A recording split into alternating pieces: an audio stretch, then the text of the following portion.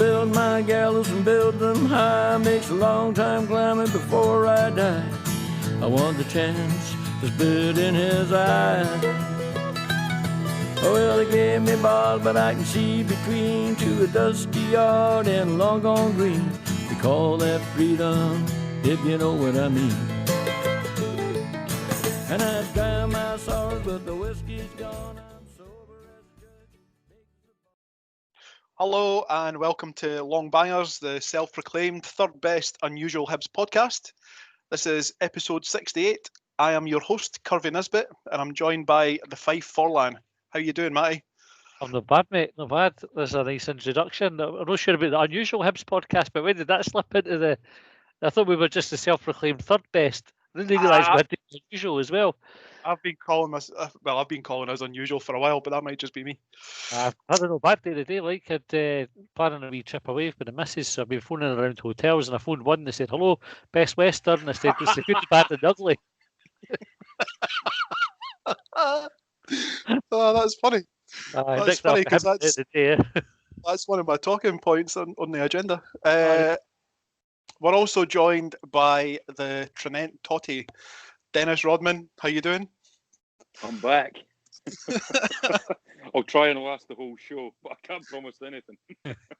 We are here week in, week out, and the audience is just screaming out for you. Where's Brian? When's Brian coming back? Brian makes me laugh the most.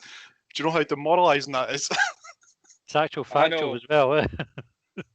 I know, that's been said. It's not just consigned to you guys. I think everywhere I go, I leave a trail of comedy. But I've been everywhere.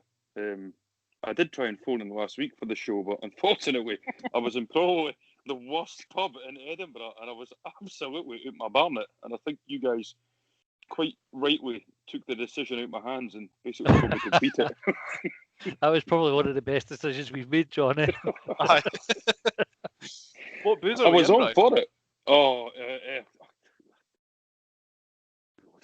it was an all-day session that started off really, really well, and then I think once the drink took its toll, somebody, not me, I hasten to add, in their wisdom, decided that we should get a taxi to Shandwick's, which is near the West End, I think. Aye, it is. And it is, and I cannot state this enough, the biggest shithole I have ever been in my life. I'm trying to think. I don't know if I've been in. I don't think I've ever been in. You're the lucky one. It's not advisable. One of my mates was in Fulton near Livingston recently. I'm going to say near Livingston because I got picked up on this before when I said that Mid-Calder was in Livingston. I haven't got a clue about West Lothian. As far as I'm concerned, once you're beyond Deer Park and the M8, everything is Livingston until you get. Aye. So they were in a boozer in Fulthouse recently, and they were in on a Monday, and they got a couple of pints, and then for some unknown reason, this wee old biddy that was the barmaid, landlady, whatever, she comes out with a couple of what she was calling jungle juices, a home brew that she'd mixed behind the bar. Free cocktails on Mondays in Fulthouse. Outstanding. We went, you're talking about like random cocktails. This has gone back a while now. Me and my mates were going to see, I'm sure it was Oasis at Ingliston. And we mentioned the Hibs, yeah, right? I'll finish the story, then we better press on, John. No. I'm hosting, we'll just talk shite. Got to Ingliston to see Oasis, and we went to the pub first, and I'm sure, so it gets a bit hazy because of the amount of drink that we had, but the barman was learning how to do cocktails, and so we were getting his training attempts pretty much laid on, either cut price or free. I can't exactly remember. However, what I do remember before leaving the pub is there was this Chinese woman who had also been getting free cocktails, and she was out of it. She was singing to the wall. She just standing there, kind of, flowery dancing, hands in the air and everything, singing at pictures on the wall. So that was fun. Then got to Ingliston. I think the first thing I did when I got there was throw up.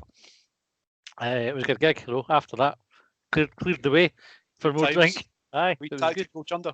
Aye.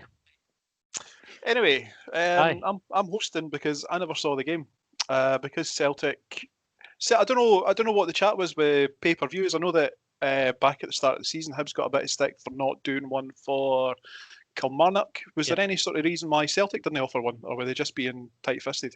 Just pricks, I think. I'm not sure why they wouldn't do it.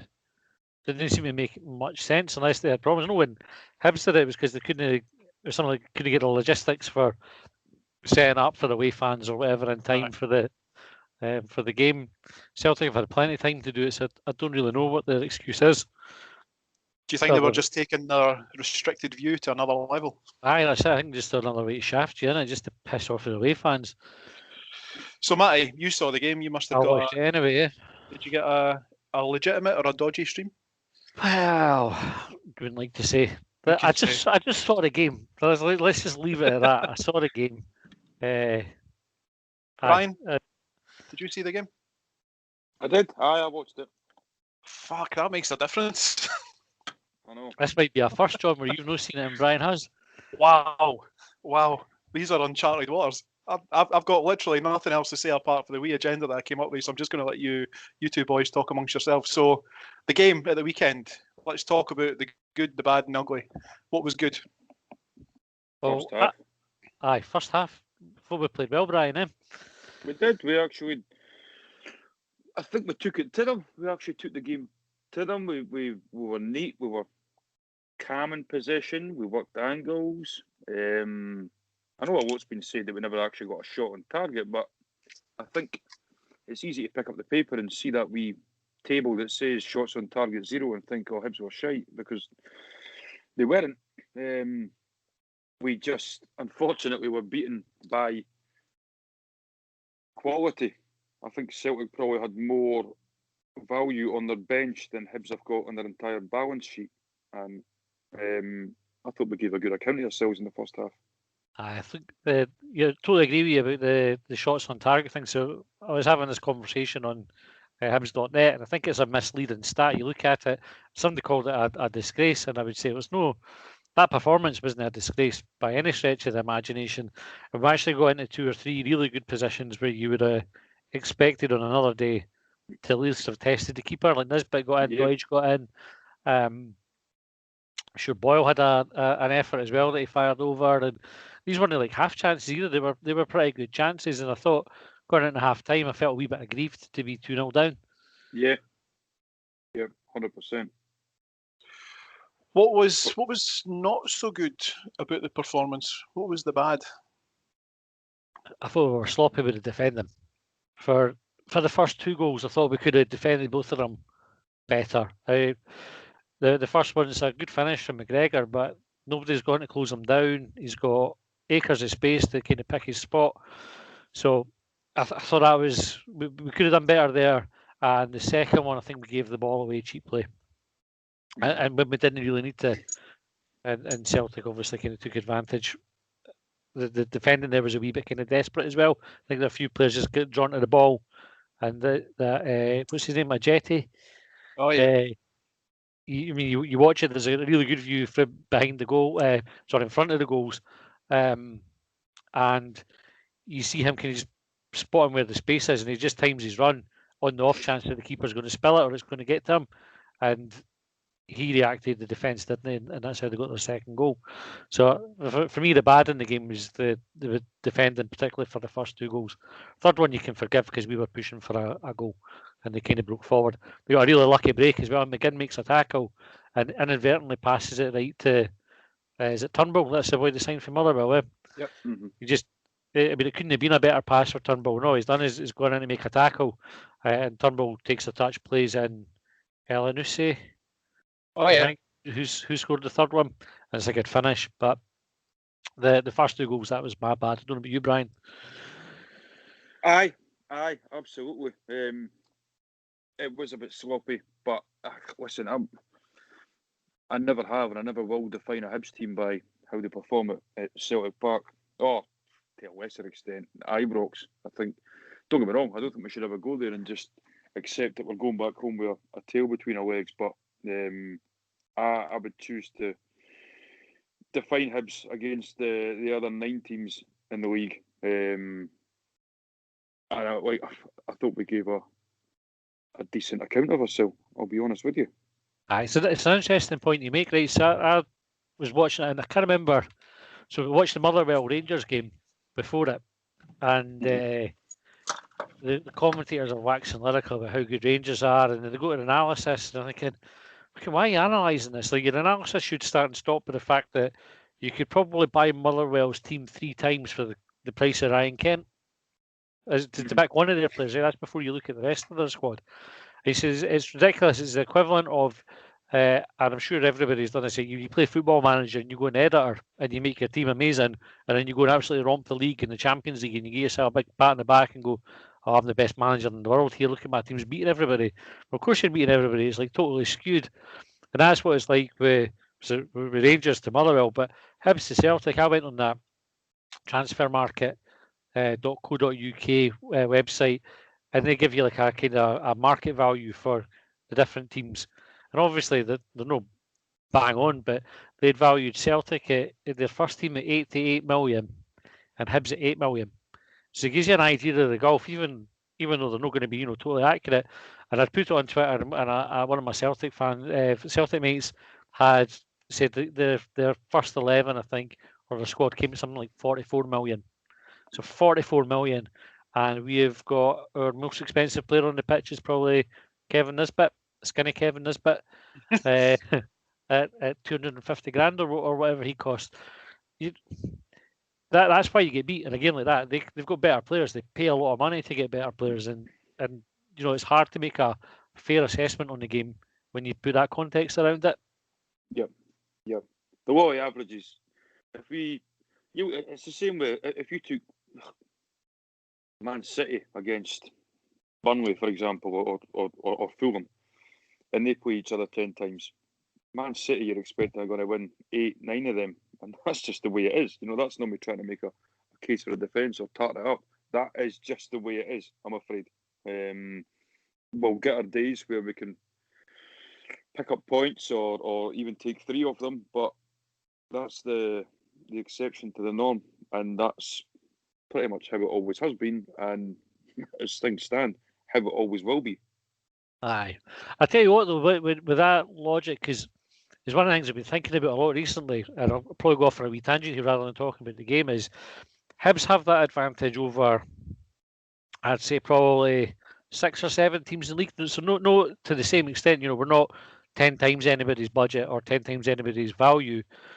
And I think the difference in quality is exponential. The more you accelerate away from the equivalent value, the bigger that gulf in quality is.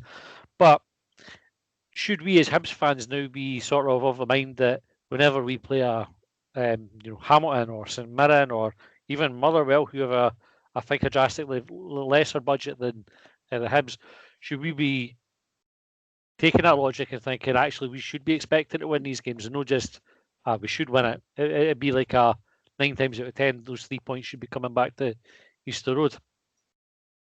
I know where you're coming from, but in my experience watching Hibs, any time that I've ever felt a sort of airy cockiness amongst the Hibs support, regardless of the opposition, 9 times out of 10 it comes back to bite us on the arse. And it's I don't know if that's a Hibs thing. Like I've often thought that the Premier League in Scotland, it's a battle for third place. Outside the Rangers and Celtic, it's a battle for third place, and you tend to find that the club that gets third, they then have to campaign on a couple of different fronts. They've got European football, they've got league football, and then you've usually got one of the top 2 have nicked a couple of their players, and then they get replaced by another third force in Scottish football, and then it just repeats and it repeats. And I think the difference between the team that finishes in third and the guys that finish in first and second as well is that it's taking points consistently off of those below them. And I know that sounds a wee bit daft because obviously the folk that finish at the top of the league finish with more points than everyone else. But that's the difference between Hibs finishing 5th some years and finishing 3rd. Like, we can go and take points off of Rangers one week, brilliant. And then the following week we go and drop them to, I don't know, another Partick, Dundee, St Johnstone, whoever. That's the real frustrating thing. I don't know that that's true in the last couple of years, and I don't know if that's just one of those like general sort of stereotypes that I can't really back up with statistics right now, but it certainly feels that way. and it's been commented on by, I think it was Neil Lennon when he was in charge of Hibs. But then, is it an argument to say that we underperform consistently then on that measure? Like, if you use that argument to say Celtic and Rangers are that far in front because they've got that much a bigger budget, then you can extend that logic to say that we should always be finishing above Hamilton, St Johnstone, Partick, etc. You know, you take a whole. So there's only a few clubs. So Hearts spend more than us. We can discount them because they're definitely not going to finish above us anytime soon. And Aberdeen spend more than us, I think. But once you go beyond that, I'm not sure what Dundee United spending is like just now, because I know they've gone vastly over their, like wages to turnover ratio. They're spending more than they're taking in by a huge amount. So I don't know where Dundee United stand on that, but certainly Kilmarnock, Motherwell, St Johnstone, Hamilton, St Mirren. I say Kilmarnock already. Who else is in the league? These teams haven't got our budget. They don't have the training facilities that we have. They've got all the extra things that Hibs players get. The data analysis, the fact that they can go and get bespoke video packages put together for them. We've got a recruitment team that absolutely kind of sits and scours the leagues for the best value players we can pick up. That should pay dividends. That I suppose that's the question I've got is it realistic or reasonable for us to expect to be always third or fourth based on our budget? 100%. 100% in my eyes. Look at Aberdeen. They're a prime example. They struggle against Celtic and Rangers consistently. Yeah. Very rarely do you see them taking points.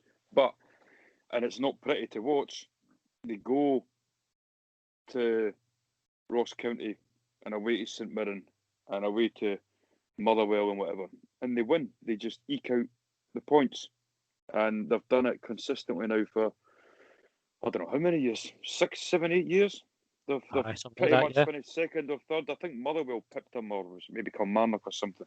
But again, on the law of averages, based on, to answer your question, yeah, the disparity between Hibs and the other teams is less than what it is with Hibs and Rangers and Celtic. But I think 6, 7 seasons out of 10, we should be third, fourth. There's no reason not to. There really is no reason not to, and I think Hibs have underachieved massively when you look at our resources compared to the teams that have finished above us, and that's down to the culture, management, and the boardroom as well. I'm gonna play dumb for a second here, and it's maybe not playing dumb. It maybe is actually because you've got Hibs AGM. You've got Hibs AGM where they release accounts and whatnot every year. Do we have visibility of what other clubs are doing? Because one of the lines that's often trotted out is that Hibs have greater resources than Kilmarnock, than Motherwell, etc. Have we ever seen a like-for-like comparison written down that says Hibs have got X amount and Motherwell have got Y amount? So there have been things that have been published on it over the years. Surely the Evening News website, they sometimes do like a top 10, or in this case it'd be a top 12.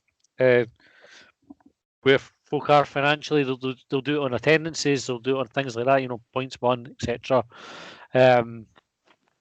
But I think you don't really need a forensic analysis of it. You go and look at St Johnstone, who get 4,000 fans through their gate a week. Now, there is no way, unless they've got somebody ploughing millions of pounds into it, that they've got the same budget as Hibs, who are getting 15,000 through the gate, or even 12,000. Do you know what I mean? You're travelling the gate, you're travelling the income. It's more expensive to get Easter Road. Now, we'll have bigger costs as well, so you take that into account. But I would say, on every measure, so our sponsorship deals will be bigger than these clubs. The advertising that we get in the stadium will be worth more than some of the other clubs that get there. Our shirt sponsor will be worth more.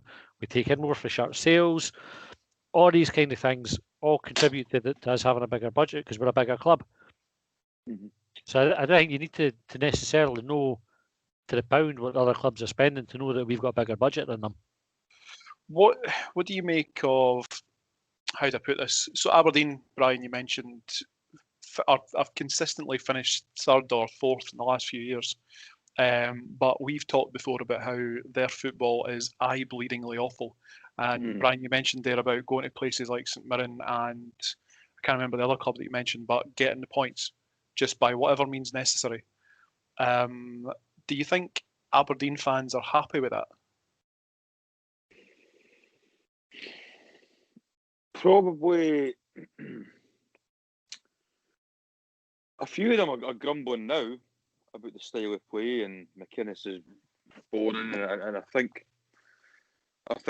to be honest, the Aberdeen fans they do suffer from delusions of grandeur at times, and they probably do hark back to the 80s and whatever, and think that's where they should be. And to an extent, every fan of any club should aspire for greatness. But I think they've maybe been spoilt by that success, or consistently finishing third or fourth, playing eye-bleeding football, and they maybe now want to finish third and fourth playing like Brazil. But give them a couple of seasons of finishing sixth and seventh trying to play football, and you can guarantee they would hark back to the days where they finished second, third and fourth by any means possible. It'd be great to have a balance. It'd be brilliant to have a balance, but I'd like to look at the league table at the end of the season and see a Hibs team that are third, second. Do you think fourth. Something that maybe hampers Hibs are the expectations and the idea of the football that we should be playing in trying to achieve that third place and being better than the rest? That's a good question. That, to be fair, the style of play definitely. Aye, I don't know whether it hampers, because realistically it shouldn't be a choice. So you look at the best teams in the world, aren't they shite teams? You know what I mean? Look at when Barcelona were ruling the world, their football was exquisite. You would watch that all day, every day if you could. Real Madrid, when they were doing it, were playing good football. Arsenal, when they went, their invincible season, were phenomenal. Man United at their peak under Ferguson, great team to watch. So it's not like your choice is you win 1-0 every week and it's shite, or you play good football and some you win and some you lose. Really what you want to be able to do is say, well, we're playing good football and because of that we're winning. So Mowbray, our time under Mowbray is probably a good example, where we won more often than we lost, and we achieved a no bad league position and we played good football. That's what your kind of utopia for a Hibs fan. You get that. And what I would say now is we're probably better placed than we ever have been to capitalise on our resources. I think for all the noises coming at the club and all the things that they're putting in place, and it's a big if, but I didn't see any reason why it wouldn't, if they all come together, we're going to be very difficult to stop unless another club is doing similar. That's the only thing. So if Aberdeen did exactly what Hibs are doing with the slightly bigger resources that they appear to have, then it puts them in a wee bit better position than us. If they don't, if they're only relying on their budget, everything else that we've got going on will over time make us a bigger club than Aberdeen, if we're not already, right? That's kind of contentious one, but it will give us the resources to go and blow them out the water, I think, over time. The most excited I have ever been about the direction the club is taken right now, and that's even getting scudded at Parkhead hasn't dampened that. I am 100% behind you, Matty. I am ready to lay down my life for you after that speech. I would like to see where we would be right now if we never had coronavirus. Aye. Where we had that plan that Ron Gordon rolled out with the match day experience, etc. You look at, we have shelled out a bit of money transfer fee wise, but how much more money would we have to spend if we had that beefed up stadium and the beefed up experience and fans coming to the games? I think we'd probably be in a far better position than where we are now, if I'm being honest with you. Well, I think it's a really good point you make there as well, Brian, because you take spend money on Nisbet. Reported this week that we're trying to get McGuinness from St Mirren and potentially Campbell from Motherwell. So both of them are cracking players and they're going to cost us money to do it. And Hibs aren't known for spending money on transfer fees, but that would be two or three where we've done it in the one transfer window at a time of immense financial pressure that the club's under, and they're still finding a resource to do it.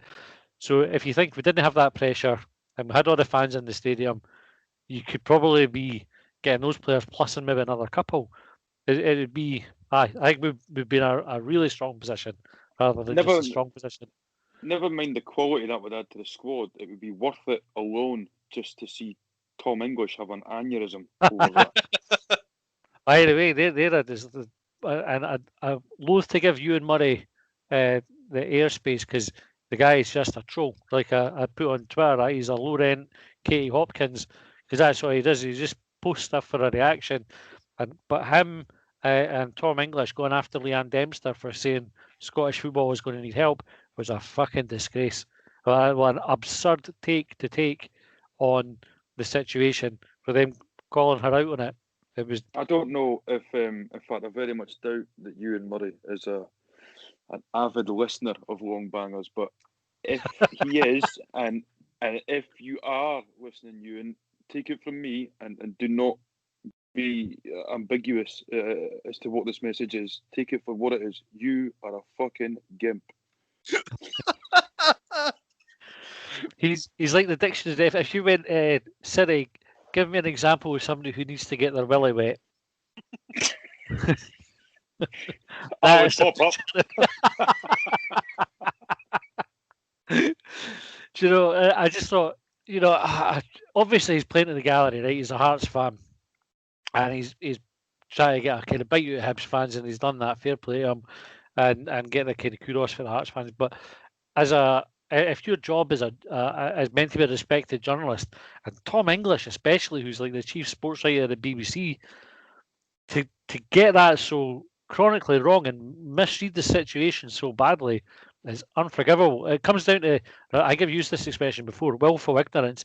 That's somebody choosing not to understand the context of the statements that are being made so they can go after somebody. It's fucking out of order. The two of them should know better. Yep. So you were talking there, Matty, about, and Brian as well, you were talking about players that we've signed, players that we've been linked with, what the match day experience would be like. The players that we've been linked... You still wouldn't go? Bollocks to that. Ram your hot dogs, Gordon.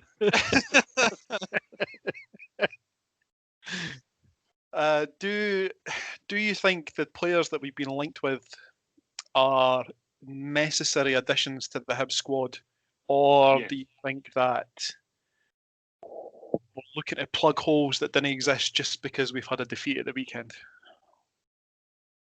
100% necessary. I would say, but I think both of them. So, in McGuinness and Campbell, either of those two would improve our squad. They would go out straight into the first team, in my opinion. No question, they would go in, and they would be key players for the season. And so Hibs lined up, I believe, or at least if I remember correctly, they lined up the same as they did against Rangers.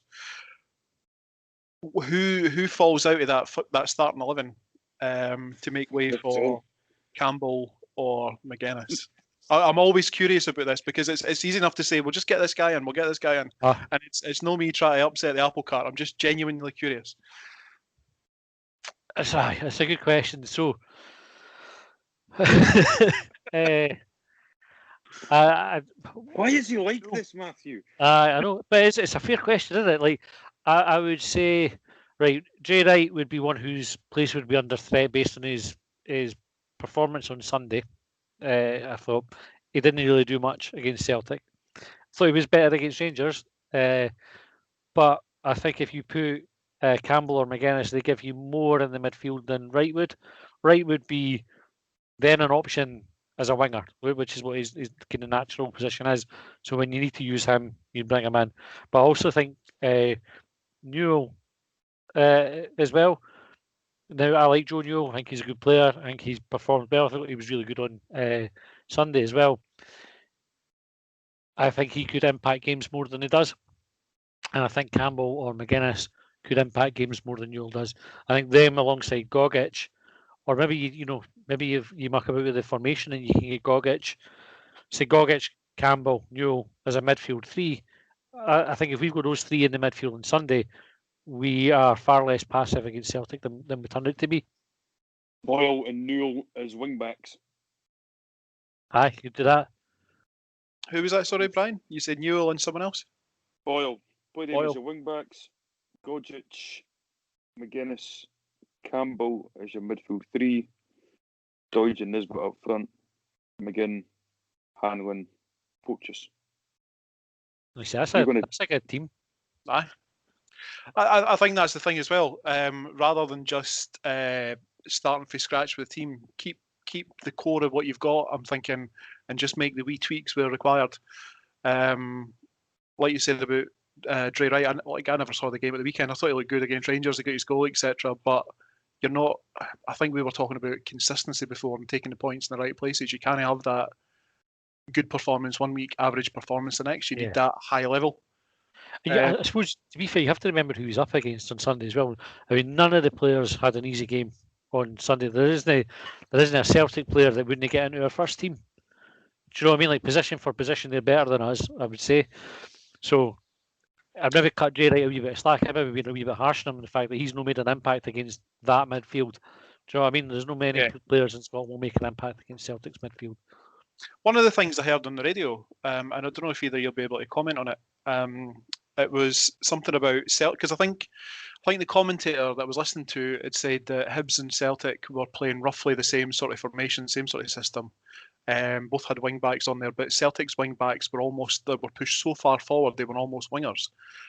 Is that, why do we not do that? If that's a recipe for success, why have we not got those guys just further up the pitch, just attack?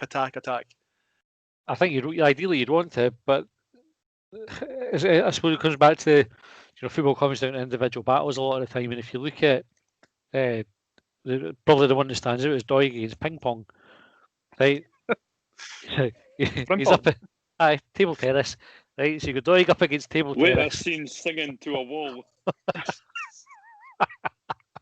So Frimpong, who had a fantastic game, by the way. I mean, he was, I think, head and shoulders the best player on the pitch on Sunday. But because he was so quick and so dangerous, and Celtic are so aggressive coming forward anyway, it's hard for Dougie to push up the park. Because he can't afford to give Frimpong the space because he's much quicker.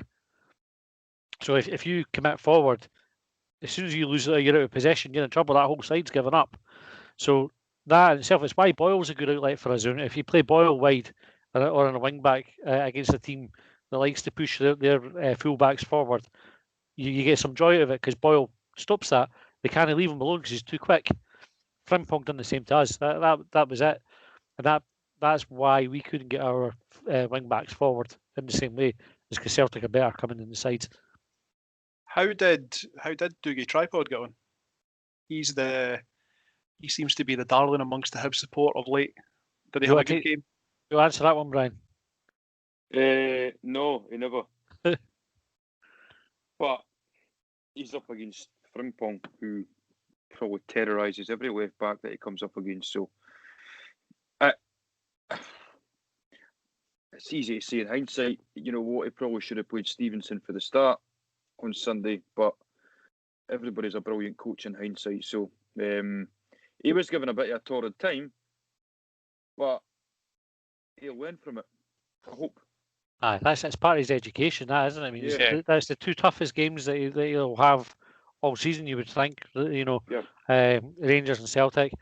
And I think you have to look at Jack Ross a wee bit for it as well in his role, because you could ask the question whether, say, could he have protected Doig a bit better?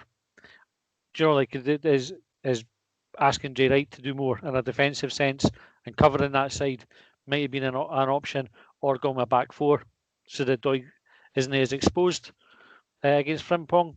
You could ask those questions. Maybe he's going and looked at it and says, you know what, I'm watching this kid all the time. I trust him. You do get Tripod. I'm going to give him no ask him to play a different system. Trust him to do what he's doing. And if it doesn't work, the worst is going to happen. He's going to learn from it. So, I thought it was a hard shift for him. I thought we looked better once Stevenson came on, I have to say. And we changed shape a wee bit after a bit.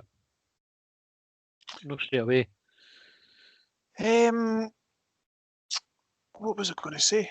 I had a point there about Dougie Tripod and Lewis Stevenson coming aboard. There was an interview that I listened to with Lewis Stevenson recently on the Digi podcast, and Stevenson was saying that Doig has come to him before games in a sort of using Stevenson as a mentor, and he was asking him if he'd come up against like certain players before, particularly when Dougie's been starting games this season. So I would imagine that Frimpong would have been a massive education for him. It's probably not to his discredit that he's been subbed and Stevenson brought on. I still think that that's a really good situation for Hibs to have, and if we can develop Dougie Tripod the way that we've developed Ryan Porteous, who just got his Scotland call up today, that can only be a good thing as well. Like Ryan Porteous, as much as he had, I think, all of the raw talent last year, I don't know what happened over the summer. I don't know what it is that he did during lockdown, but he's matured massively and just become a much better player for it. And if we can do the same for Tripod as we've done for Porteous, it's just going to be good. And it's the same. Like I remember, like when Hanlon started playing for Hibs as well, and he got bombed out at left back, and he had a lot of hard shifts, and he's coming for a lot of criticism throughout his Hibs career. And yet there he is, 30-year-old Hibs captain, widely credited for some of his performances this year. So much so that people are questioning why he isn't in the Scotland squad as well. It's gonna work out well for us, I think. Was Hanlon at left back when we played Barcelona? Probably. Which would have put him up against Messi. You talk about getting an education in a tough fucking game. It was the same in that podcast that I listened to. Stevenson was saying that playing against the likes of Messi and Busquets and what have you, said like they were different creatures playing an entirely different sport. Couldn't get near them. It's phenomenal. Aye. Hibs have come oh, sorry, go on. I was going to say, I think it's an interesting one for the left back position or the left side defender position for the season. I still think we'll finish the season with Lewis as our main fullback or starting fullback. That was my prediction at the start of the season. I stand by that.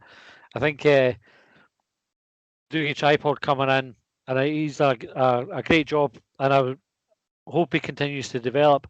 But I think what we've seen with Lewis coming on the last couple of games is there's a man who knows he has to be at the top of his game. Last season he never really had any competition for that spot. This season he looks like he's got competition and he's determined that he's going to make a difference. And I think that experience will be invaluable to us. Brian, do you think that Lewis Stevenson looked a better player on Sunday than he had been in your previous viewings of him? I'm going to be honest and say I barely noticed him. But in all honesty, as much as I had the game on in front of me, the second half, just much like the Hibs players, I suppose, it seemed to just pass me by. I didn't really take as much interest in it as I did in the first half because, in all honesty, and I'm not trying to come across with the defeatist attitude here, when you're 2-0 down at Celtic Park, that pretty much is that. And I think when Celtic scored the third, I only actually glanced towards the screen when the commentator kind of, raised his voice in expectation. It was like, oh, there we go, 3-0. That was it. So I can't give you any sort of cutting-edge insight as to how Stevenson played. I'll be honest with you, I don't even know at what point it came on. There you go. Just completely as an aside, going back, if however far you can remember, how many players do you think Lewis Stevenson has seen off at left back? How many can you remember? 800 or 900, I think. Oh, it's phenomenal. Figure. Aye. 15. Well played. So I make it that Stevenson's on 488 appearances for Hibs, and he's got 9 goals for Hibs. Which do you think he'll get to first? 500 appearances or 10 goals? I think he'll get to 1,000 appearances before he gets 10 goals. Superb. Aye, appearances. Aye. You never know, eh? Louis, what a boy. But I think he's not known for his goal scoring, is he? No, but to be fair, I don't think I remember him ever scoring an ordinary goal. They've always been really, really good. Like I think perhaps the the worst goal that I seen him score was one that took a deflection against Rangers, but it was for about 20 yards. First time on the left foot, and it ended up in the back of the net. I think we maybe got beat 3-1 that day, but it was still a Stevenson goal, which is one of my favourite memories of any Stevenson goal was one that he scored against against Kilmarnock. James Collins, I think, played the ball in for him, and he's slotted it beyond the keeper into the far right-hand corner, and the entire ground was up in celebration, just because of, like, that was me, that was my interpretation of that was that the entire Hibs support was showing all of their appreciation for every ounce of effort that Lewis Stevenson has ever given for Hibs. But I am a massive Stevenson fanboy, so I might be over-egging that slightly. I tend to find that whenever we score, everybody gets up on their feet, John, if I'm honest with you. That's a fair point, It's like actually. it's one of the big bits we got to the football. See if we can get that for- Anyway.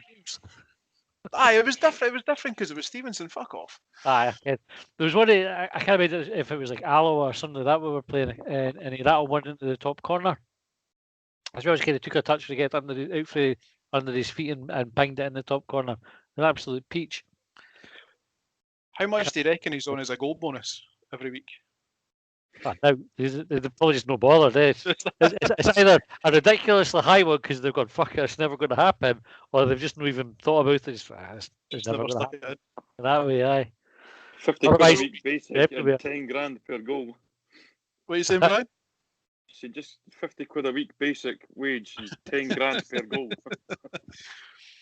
I've seen that being touted as a suggested model for Hibs, like an incentive-based one, rather than just like your bog standard pick up X per week. It's all going to be on, based on your wins, which I think was quite a successful model for Dundee United under Jim McLean many moons ago. Well, Hearts did it in '86, didn't they? Famously, they had the sort of like I'm sure the bonus doubled up. It was like a rolled over each game that they won. Was that 86, or did they do it under Romanov as well? Oh, no, they done it under Romanov as well. I'm sure they're on a huge bonus for 86, and obviously it paid dividends for them because they got to. Oh no, they fucked it, didn't they? The funny thing is, the money that they'd actually set aside for the bonus had to go to the Dens Park cleaners to restock them in domestos and toilet roll after Craig Levine surreptitiously shat himself in the bogs.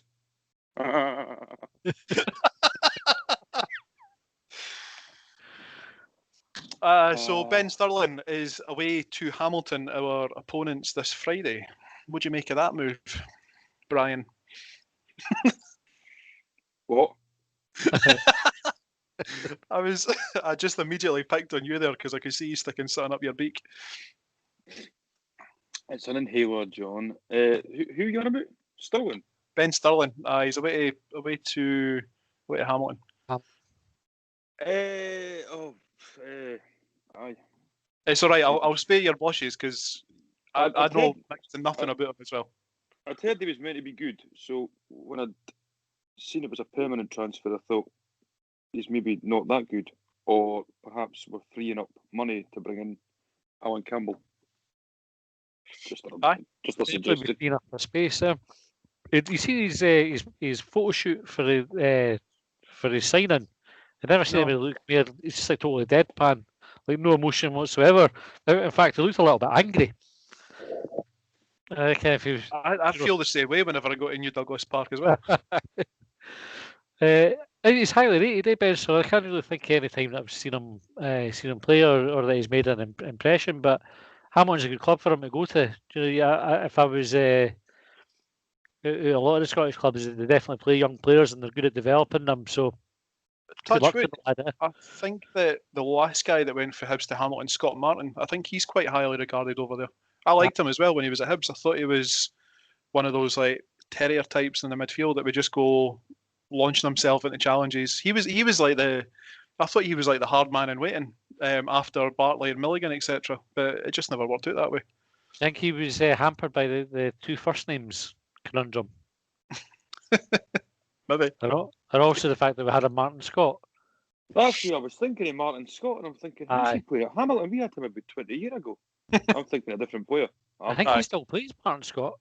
I'm sure he's like down the leagues. I think he's still kicking about. Still breaking jaws. I think so. He was super nerdy. I know next to nothing about him, other than I think there was a wee bit of chat on, because he was meant to be playing a game of fives nearby on Sunday night. I had a wee Google about him, and I found something on Hibs.net about him having scored a raker, seemingly, or a worldie against, was it in someone's testimonial? Ian Murray's testimonial, maybe? I can't remember. Doesn't matter. Do you think we're going to beat Hamilton? Aye, because we've got a massive financial advantage over them. And one more stand. They're the things that make the difference. Oh, aye. Aye, I think we will win. I don't think Hamilton have had a great start to the season. And again, player for player, I would take everybody in our squad ahead of theirs, if I'm being honest. I honestly couldn't tell you where they are in the league. I need to really start looking at stuff and reading stuff and researching stuff, because I know nothing, next to nothing, about anyone that plays for any other club apart from Hibs, and I couldn't tell you the league positions for anyone other than Hibs. I've Where got are away with Hibs? it for years. I wouldn't bother. Scottish Premiership League table. Let's have a look. Hamilton, well, they're no top 5 anyway. They're 10th. They're on. What's that? I was going to say they're on 13 points, but I know that's a goal difference right there. Hi, they're 10th on 7 points. So even if you take form into it, we should be winning that game. We've given Hamilton they've had the better of us a couple of times, but we've also scalped them fairly recently as well. So I think I'd fancy us to win comfortably. Friday night, we game under the lights at Easter Road. It's only 15 quid in the pay-per-view as well, by the way, for non-season ticket holders. 15 quid, you can't argue with that, really, can you? No. What do you think the score will be? 4-0. 4-0 Hibs? I'll go for 5. 5-0. I'm feeling confident. I'll go for a comfortable 3-0, I think. You know, who's scoring? Doige with 2 and Newell with the 3rd. Fair enough. Stevenson hat-trick. Oh, can you imagine? I think Big Dodge will get his hat-trick and Nisbet will get the other 2. That's it. 5 goals. Boom. Well, I think that's everything for tonight, unless there's any other business you boys want to bring up. Virgin Media rankers. Just want to get that off my chest as well. I did have one wee bit of additional business, which was there's a boy on Twitter. His username's Missy Rupert. He's talking about putting mugs together with Ron Gordon's face on top of Richard Pryor for Brewster's Millions. So if you're interested, get in touch with him, because that seems like it might be a bit of a laugh. So was this you that commissioned that, John? I meant to ask you about this. I saw the tweet and I was in the middle of cooking my dinner, so I didn't really pay too much attention to it, other than kind of to acknowledge the effort that it's Chris Lee had put into the mugs or the t-shirts. It was. What was your thinking behind this one, mate? I'll be honest, there wasn't much thought went into it. Big fan of Richard Pryor. Ron Gordon's off the radar wealth is he's splashing the cash recently, isn't he? He's got Nisbet, he's gone in for McGuinness, he's gone in for Campbell, and he's just pissing off all of the hacks in Scottish football, because he's spending money while Dempster's out there trying to save Scottish football, and people can't see the reasons or the differences between the two. So I thought it'd be a bit of a laugh if he stuck Ron Gordon's face on top of Richard Pryor's. It was Chris Lee that came up with the idea for the mug, and I just thought I use this platform for plugging local businesses. So Alan's Bakery, Restal Rig Road, Chris Lee making mugs, and the Mexican place that does the burritos, whose name I can never remember, Los Cardos. There you go. Cool. We didn't get anything for that, by the way, in case anybody's curious. There is no sponsorship on this podcast yet. Why not? Hey, we've never gone looking for it, Brian. Do you think we should? Get on it, John. speaking to people. I'll see what I can do. I'll see what I can do. Aye, sort I out would, on it. I would do it, but it would not end well. And that's exactly why you should, Brian. I've I got would your end up Xbox to pay sponsoring for. them.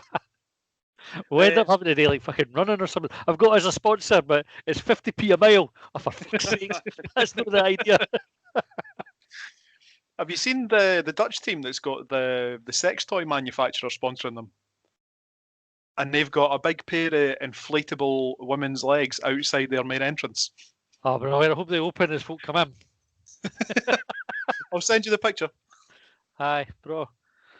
Okay, Well, I think that's it for the night. So until next time, back been on a pleasure, Thursday for boys. long bangers, eh? Short bangers, short bangers. whatever the fuck it's called. Short bangers. Get your questions in on Twitter. Last week was brilliant and loads of questions, so keep them coming. I'll make that. Yes. Even Oh, better. wait, no, hold on. That's Thursday, isn't it? Aye.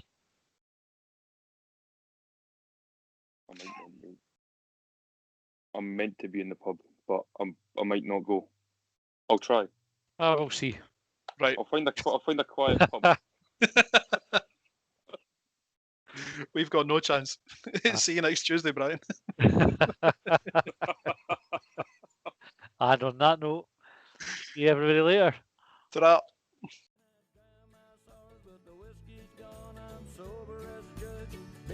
On the dry county line, I pledged upon. Well, they trailed me down when I broke free. I drank all the whiskey in Tennessee. I don't drink water, no.